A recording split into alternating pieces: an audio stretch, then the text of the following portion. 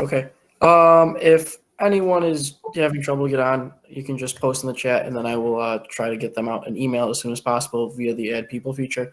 But we will get started here. We will have it recorded.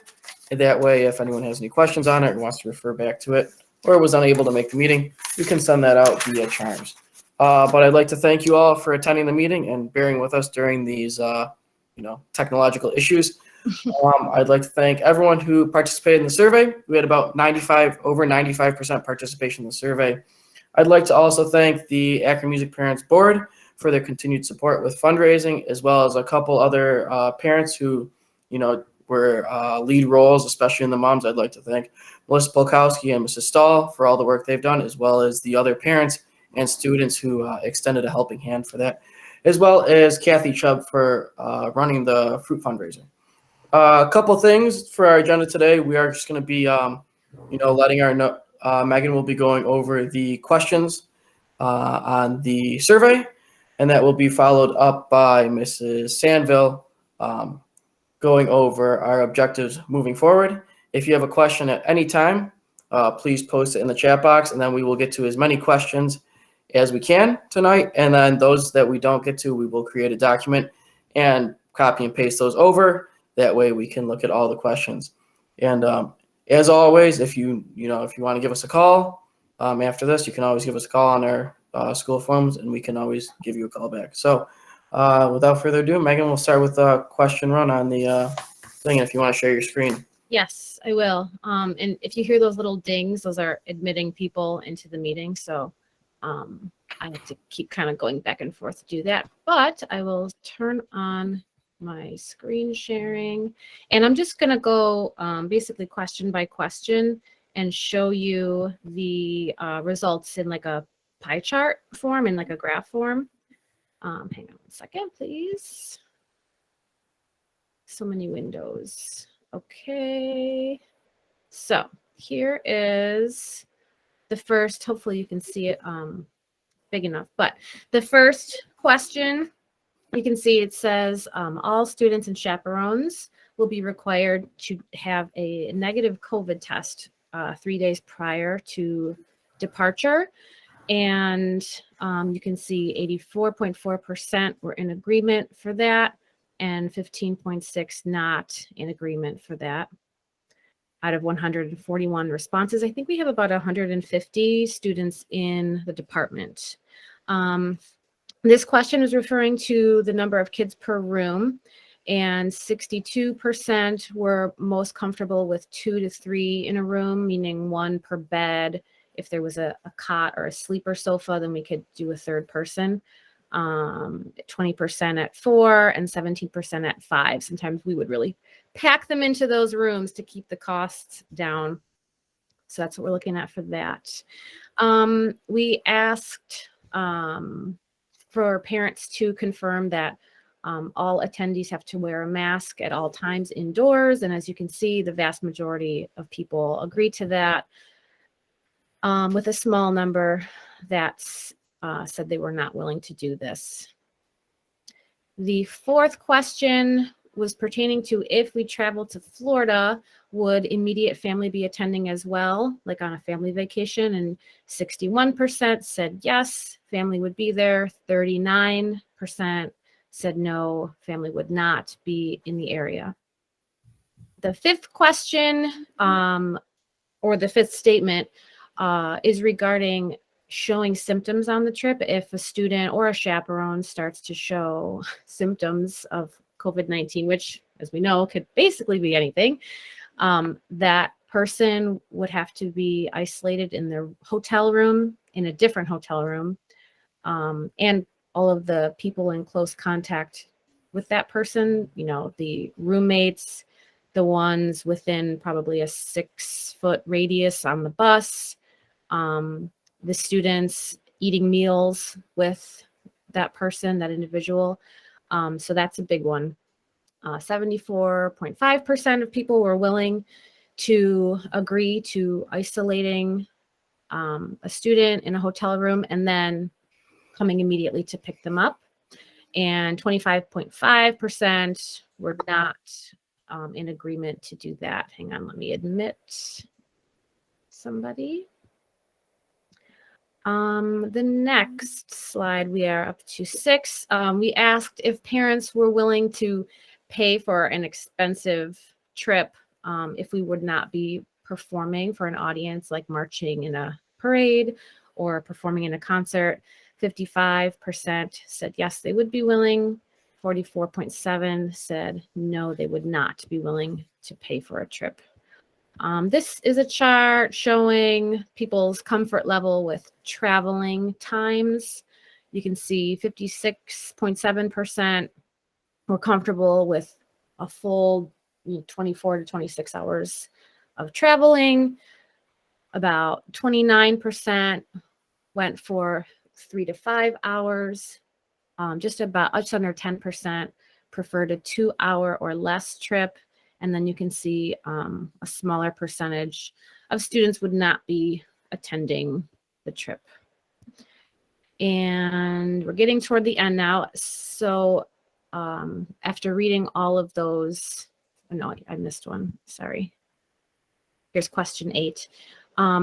If your child or if a student or a chaperone tests positive within 10 days of departure, or if they're found to be a close contact to somebody else who is positive, then that individual would not be able to attend the trip. And refunds are not guaranteed. That's something that we've looked into with trip insurance, and it seems like no matter what you do, you're not guaranteed a 100% refund. So 64.5% understood that, and 35.5% were not willing to have their child attend. And then the final question in the survey is, were people willing to commit to a trip to Disney World with all of those guidelines and rules in place? 58.2% would commit to a trip to Disney World. 29.8% would commit to a trip closer to home, and 12.1% would opt out of a trip this year. Those are all of the results of our survey.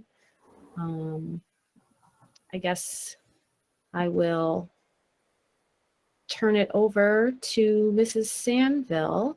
You got it. So hi everyone, it's Mrs. Sandville here. So based on those results of our survey, the music department, we took 2 major takeaways that helped us decide on what we wanted to do for our trip this year. The 2 takeaways were participation and proximity. So for participation, after we reviewed all those results in that interest survey, in order to allow the majority of the music department to have an opportunity for a trip this year, we decided on a location that is within a 3 to 5 hour range instead of a 24-hour distance. If we traveled 24 hours away, only 56% of our department would be comfortable attending, while the 3 to 5 hour range definitely allowed us to have the majority of our department attend at an 85% number of our students.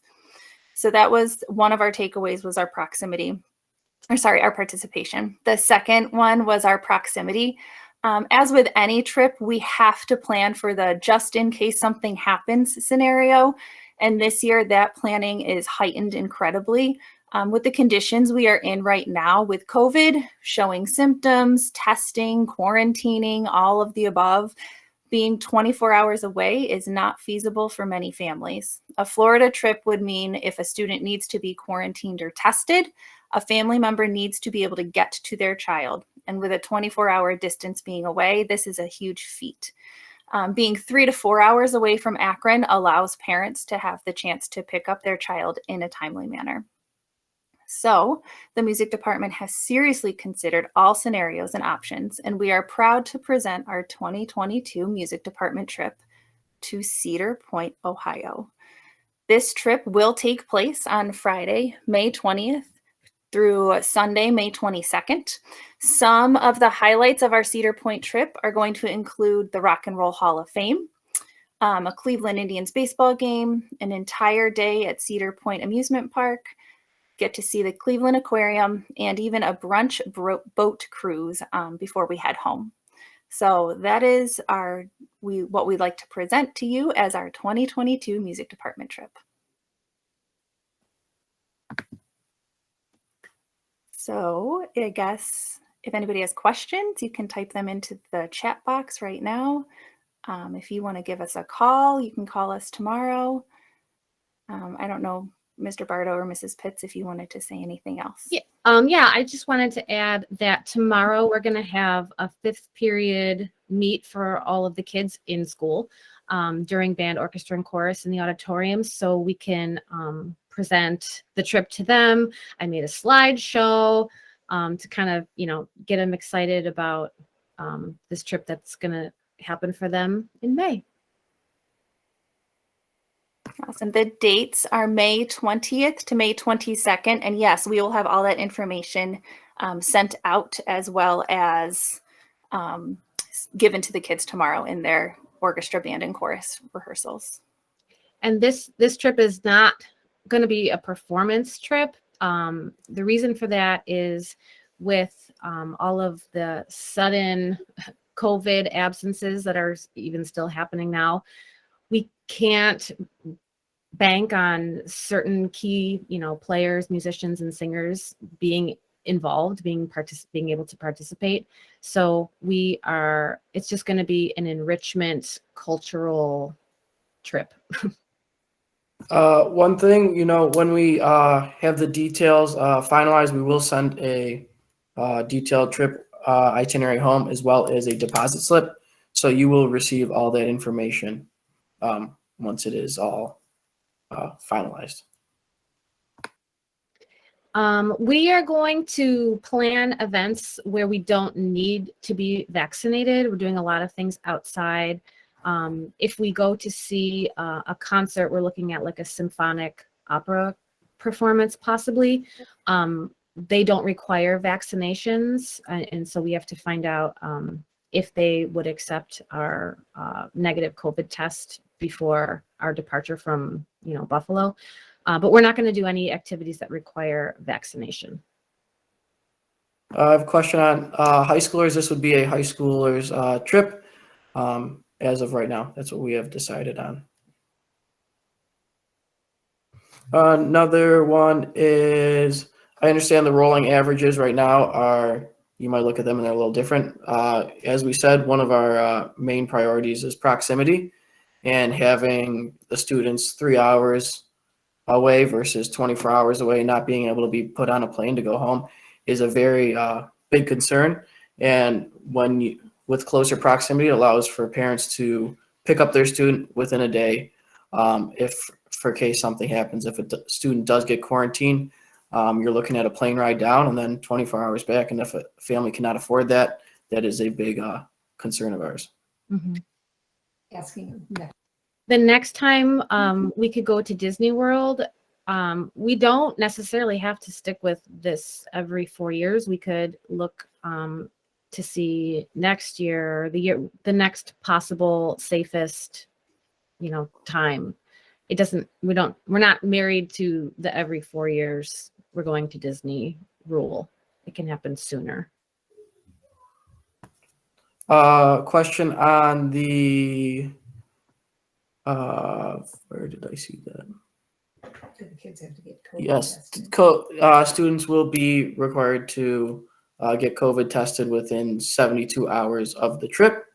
Courtney, we did talk to the nurse about. Yeah, I talked to the health office. They have a timeline as of right now, but we don't want to give any details because everything could change.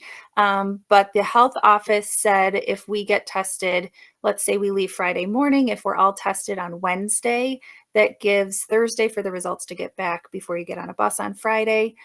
So we will have information of how to get tested, where to get tested, and when to get tested as we get closer, because all of that is constantly changing.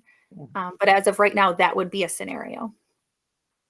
I got a question via a text about AP exams. We checked the AP exam schedule, and all AP exams are done, I believe, May 14th, 15th in that teens range. So there is nothing AP wise that lingers into May 20th, 21st, 22nd? There may be conflicts with athletic events that kind of happens almost no matter when we go. So that's going to be something that every student and parent has to look at their schedule, their individual athletic schedule, to make sure that you don't have anything scheduled at this point that would conflict with May 20th to 22nd. What happens with the leftover funds? Leftover funds, if you do not have a younger sibling, goes into the AMP general fund. We've also looked at options for seniors, maybe senior apparel or other options to use up that money so seniors don't have an excess of money that you've worked hard for the past 4 to 6 years of saving up. So giving seniors an opportunity to use that money. An approximate cost, we have figured between $500 and $600 right now. So that is definitely our range that we are looking at for the cost of this trip.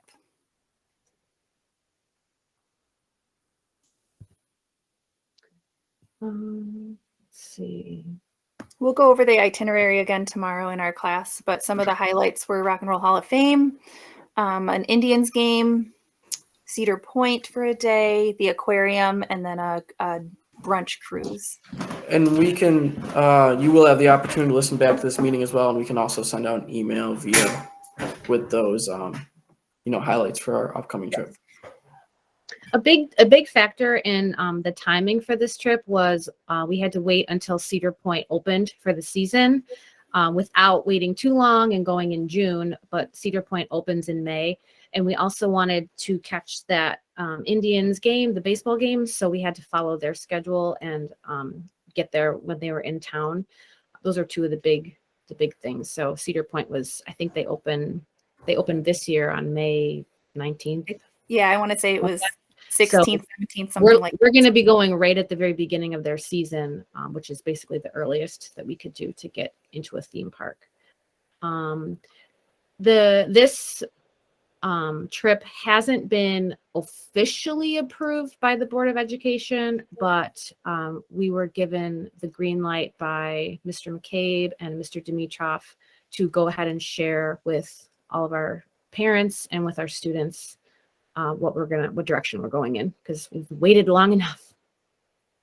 If a student is not, would like to opt out of this trip, there will be probably an option on the form for them to fill that out, saying that they are uncomfortable with going. That is no penalty on their grade. This is not a required trip. It's something to further advance the cultural and musical experience of the students.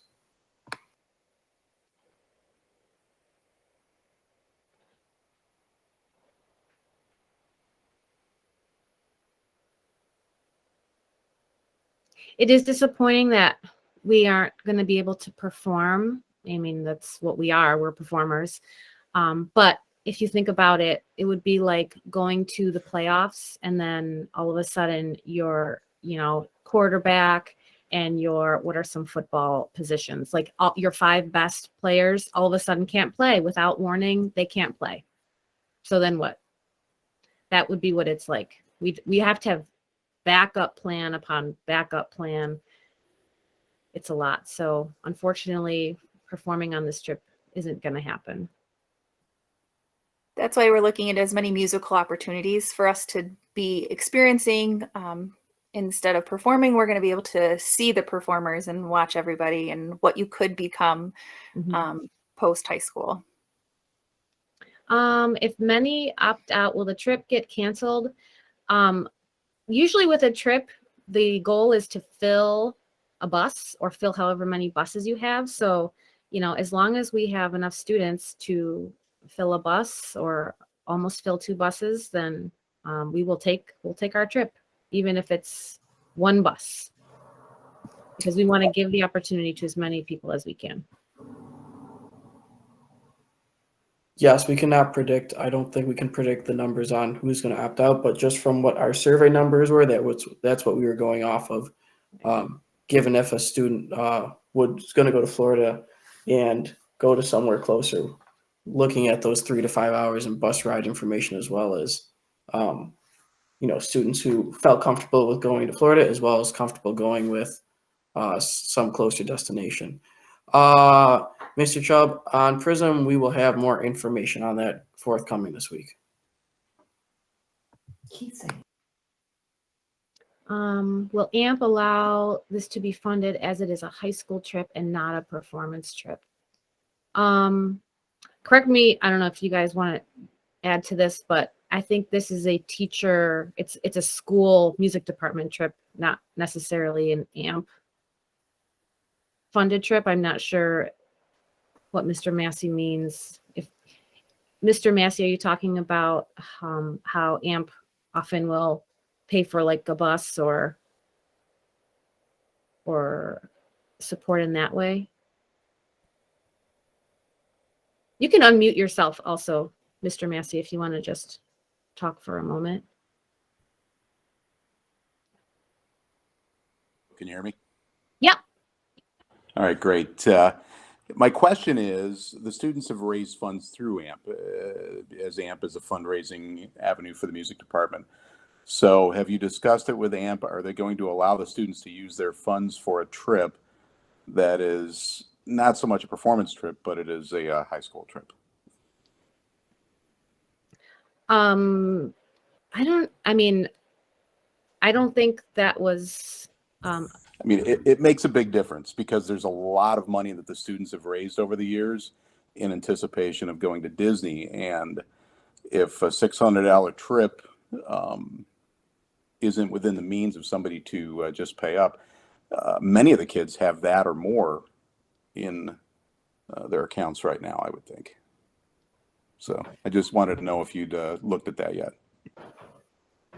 I'm not sure if I understand. I will say personally that, it's my second year here. I did not think of that.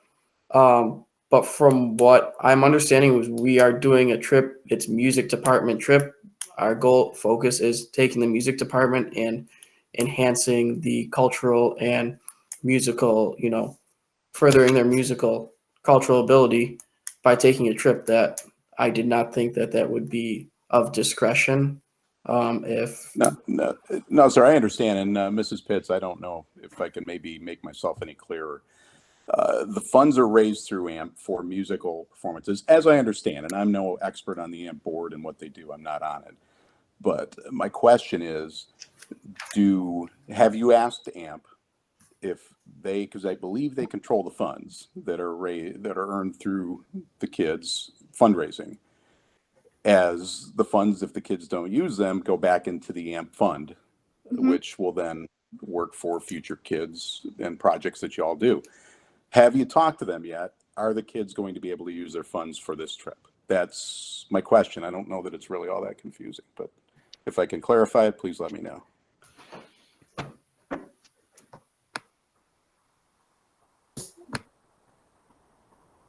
Mr. Massey, I think I understand what you're trying to ask. I just don't know if we have the answer right away. We will definitely ask AMP, but I was under the impression that AMP, when I've talked to them, we're okay with us doing a non-performance trip, as I believe there has been trips in the past where they haven't performed. But again, Mr. Bardo and I are figuring this all out together. So we will definitely be checking in with AMP to make sure that this is still fundraising funds usable for this trip. That was our impression that it would be. So we'll check into that. Well, sure. I appreciate you doing that. That was my question. Thank you. To go off that, I know that Clarence is taking a trip where they are not performing as well. So I can always reach out to them and just double check and see what they're doing with theirs. But to go along with Courtney, I was under the impression that if it's a music trip that we are sponsoring, the students who are part of band, they could use those funds. But that is a great question that we will double check on. That's something I didn't even think of. Yes, because students can use their fundraising money on their apparel, for their ensemble, for their ticket to Darien Lake in 8th grade, for things like that. So we'll have to have a conversation with our board members.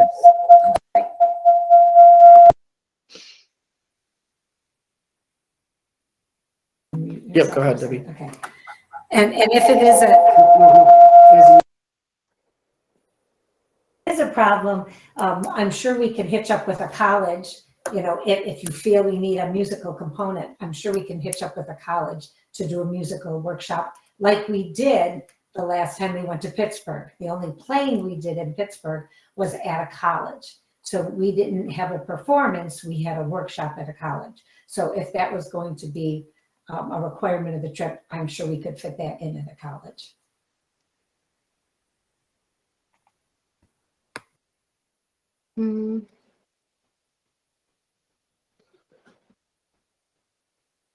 Let's see. Are there any other questions that we missed? I just want to go back a minute.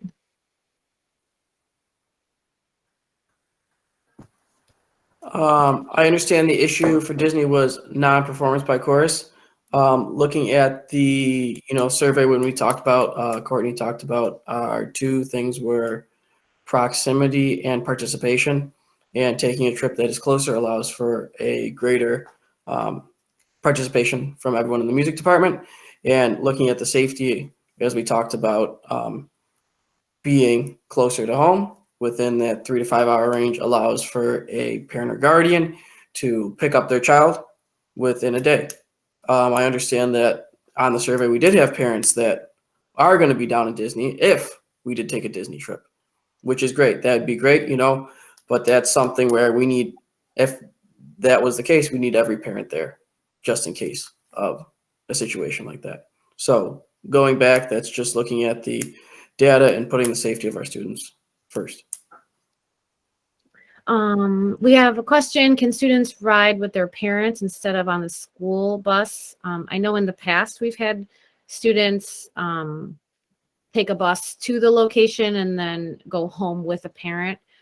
So we just have to ensure that those procedures, would still apply and talk about how to make that happen. But I think that's possible.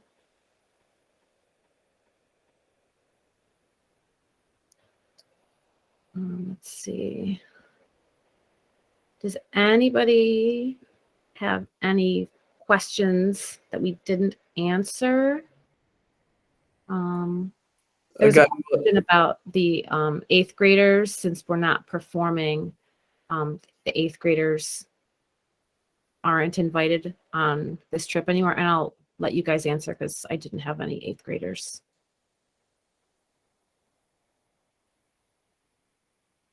For my 8th graders, they are performing with the high school right now, so I would be comfortable including my 8th graders into my orchestra trip.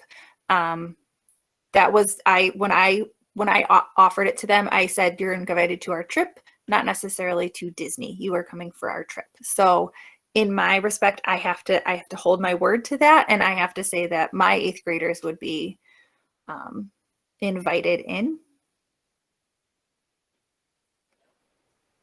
I do understand that I have 8th graders performing with the marching band.